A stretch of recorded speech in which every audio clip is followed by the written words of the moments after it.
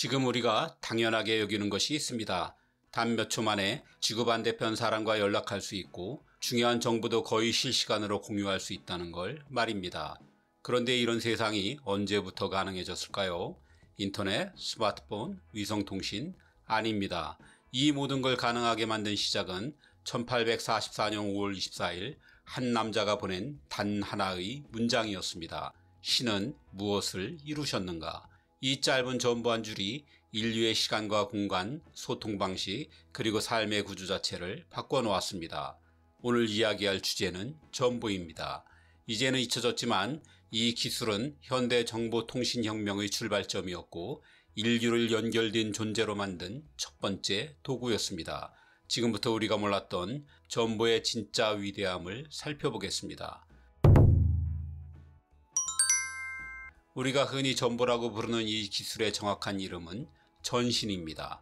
전신은 전기를 이용해 신호를 보내는 기술이고 전보는 그 전신을 통해 전달된 짧은 메시지를 말합니다. 요즘식으로 표현하자면 전신은 통신망이고 전보는 통신망으로 보낸 문자 메시지입니다. 전신은 소리나 말을 직접 전달하지 않았습니다. 그 대신 전류를 끊었다 이었다 하며 일정한 패턴으로 신호를 주고받는 방식입니다. 이 신호를 글자로 바꿔주는 체계가 바로 모스 부호입니다. 짧은 신호와 긴 신호, 그리고 시간 간격만으로 모든 알파벳과 숫자를 표현할 수 있죠. 단순하면서도 효율적인 이 방식 덕분에 통신 속도는 획기적으로 빨라졌습니다.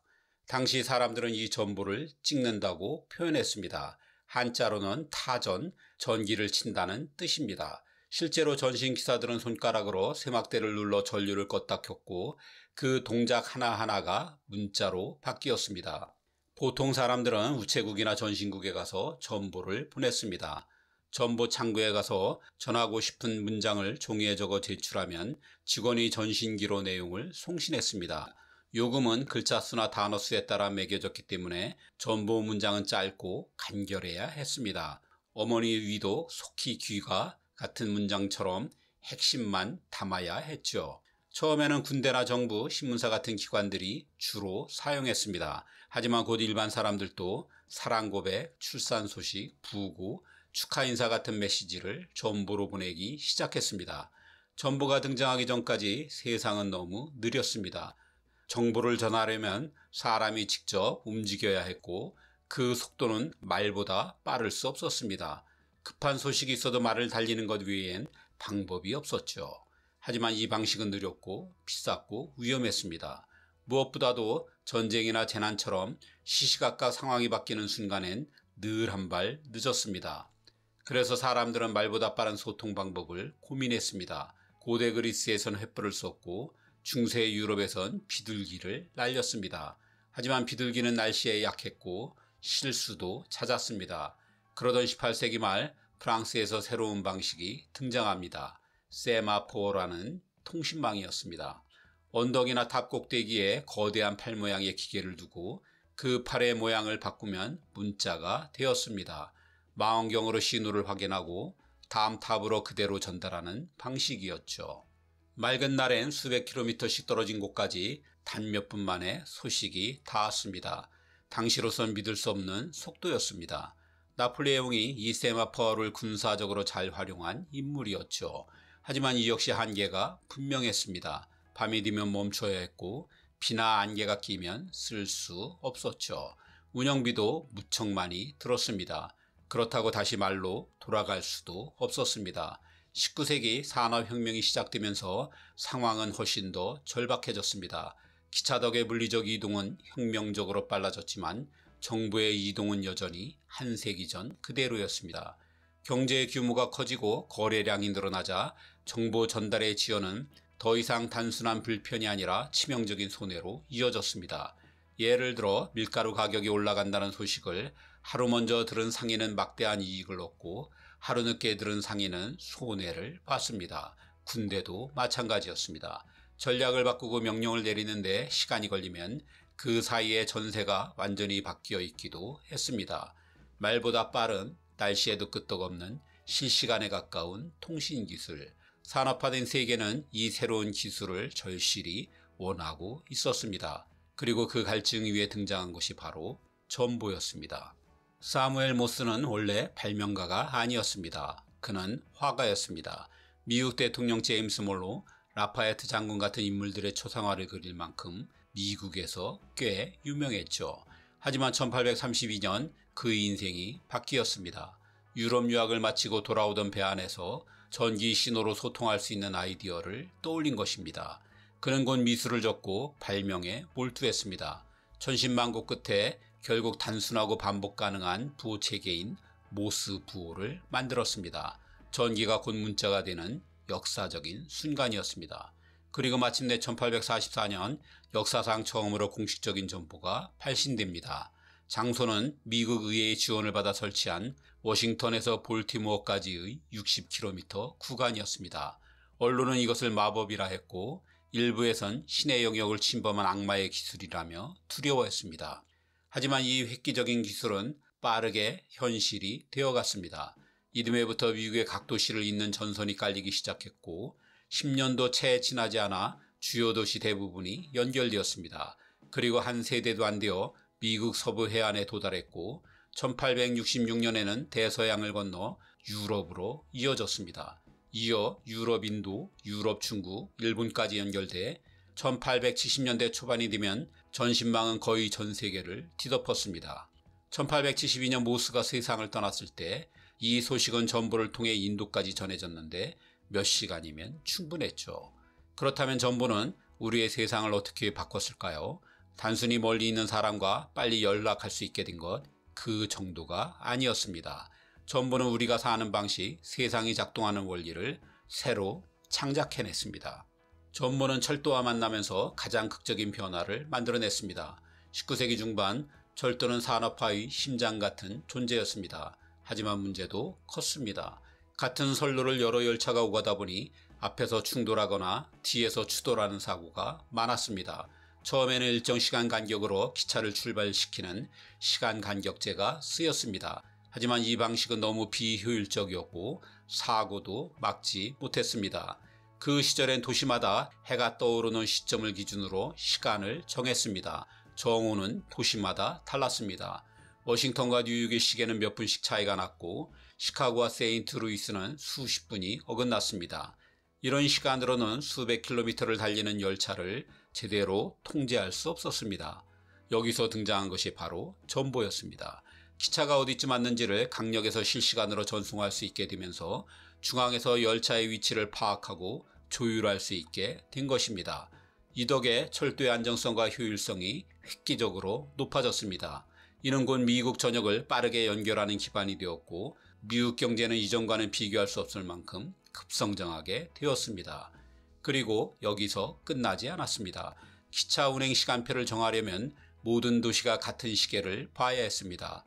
이 문제를 해결하기 위해 처음으로 표준시라는 개념이 등장했습니다. 철도로 움직이기 위해 세상이 같은 시간을 보기 시작한 것입니다.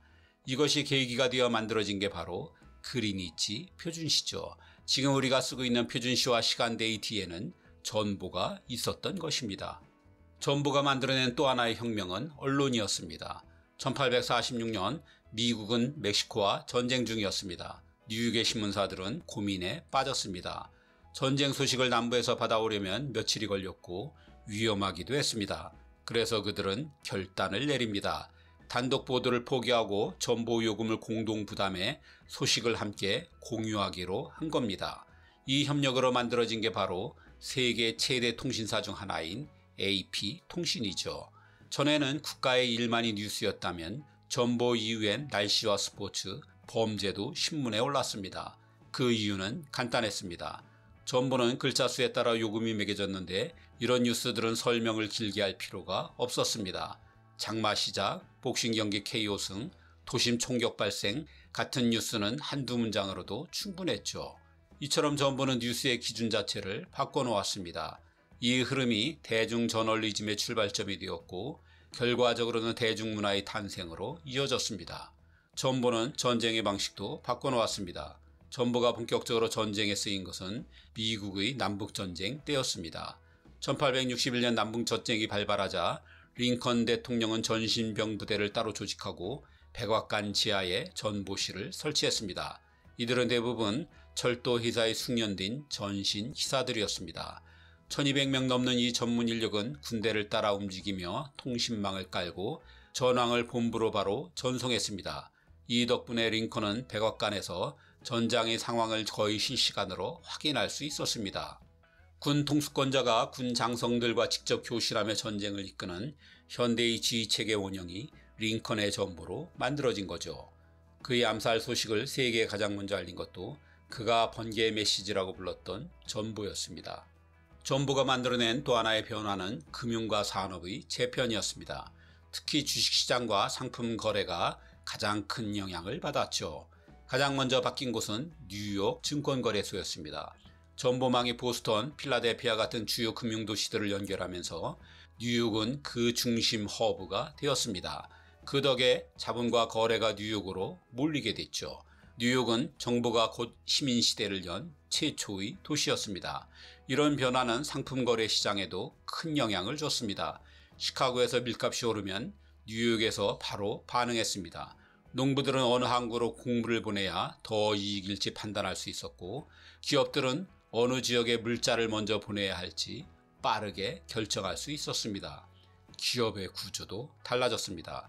전보 덕분에 본사와 지점 간 실시간 연락이 가능해지면서 전국 규모의 사업 운영이 현실이 되었습니다. 이전엔 지역별로 따로 움직이던 사업체들이 이제는 본사에서 통합 관리되는 지점 체계로 바뀌었고, 이 구조는 현대 대기업의 기본 모델이 되었습니다. 전보가 가져온 변화는 산업과 전쟁에만 머물지 않았습니다. 조용하지만 결정적인 변화가 또 하나 있었습니다. 바로 여성의 사회 진출입니다. 전신국 즉 전보국이 전국적으로 설치되면서 전보를 주고받을 인력이 대거 필요해졌습니다. 이 일은 특별한 체력도 야외 활동도 요구하지 않았고 정해진 공간 안에서 정밀한 손동작으로 일하면 되었습니다. 당시 여성에게 허용된 몇 안 되는 전문직이었던 거죠. 특히 미국과 유럽에서는 수많은 젊은 여성들이 전신 기사로 채용되면서 처음으로 정식 월급을 받게 되었습니다. 정보를 다루는 사람이라는 새로운 직업 정체성이 생겨났고, 여성이 부엌과 재봉 틀에서 벗어나 사회적으로 중요한 역할을 맡기 시작한 계기가 되었습니다. 이런 흐름은 여성 교육에도 영향을 주었습니다. 더 많은 여학생들이 수학, 물리, 기후 해석 같은 분야에 관심을 가지게 되었고, 일부 여성은 전신 관련 기술자나 교관으로까지 성장했습니다. 기술 분야에서 여성의 이름이 본격 등장하게 된 것도 이 시기입니다. 전보는 단순한 통신 수단이 아니었습니다. 그것은 인류가 정보라는 개념을 처음으로 진지하게 다루기 시작한 계기였습니다. 그전까지 정보는 그냥 말이었습니다. 누군가가 알고 있고 누군가에게 전달하면 되는 것, 가격이 붙는 대상은 아니었습니다. 하지만 정보가 등장하면서 정보는 처음으로 돈을 주고 사는 것이 되었습니다. 특히 전쟁 소식, 주가 변동, 날씨 예보처럼 실용적인 정보는 곧바로 이익이나 손해로 연결됐습니다. 정보를 먼저 가진 자가 경쟁에서 앞서 나갈 수 있게 된 거죠. 정보는 단순한 소식이 아니라 자산이자 무기가 된 겁니다. 이때부터 인류는 정보를 관리하고 축적하며 투자해야 하는 대상으로 보기 시작했습니다. 이 인식은 오늘날의 정보사에 나아가 데이터 경제로 이어지는 첫 출발점이었습니다. 그리고 그 뒤엔 언제나 그랬듯 전보가 있었습니다. 인류에 거대한 영향을 끼친 전보는 왜 사라졌을까요? 이유는 명확합니다. 더 빠르고 더 싸고 더 정확한 통신 기술들이 등장했기 때문입니다. 전화가 있고 팩스가 있고 이메일이 있고 휴대폰 문자가 있고 사진도 보낼 수 있지만 돈은 한 푼도 들지 않는 메신저 앱도 있습니다. 전보는 이 모든 것에 뒤처졌고 기능도 가격 경쟁력도 더는 설 자리가 없었습니다. 그렇게 전보는 조용히 우리 곁을 떠났습니다. 마지막까지 남아있던 국가들도 대부분 2000년대를 전후해 전보 서비스를 종료했습니다. 대한민국도 2006년 마지막 전보가 전송되며 그 긴 역사를 마무리했습니다. 하지만 전보는 사라진 것이 아닙니다. 지금도 우리는 그 연장선 위에 살고 있습니다. 단지 그걸 모르고 있을 뿐입니다. 전보는 인류 역사상 처음으로 사람이나 물건의 물리적인 이동 없이도 정보를 보낼 수 있게 만든 기술이었습니다. 그 시작이 있었기에 우리는 지금도 문자로, 톡으로, 트윗으로 전보를 보내는 중입니다. 당신이 오늘 보낸 메시지 하나, 그것은 1844년에 시작된 거대한 흐름의 일부입니다.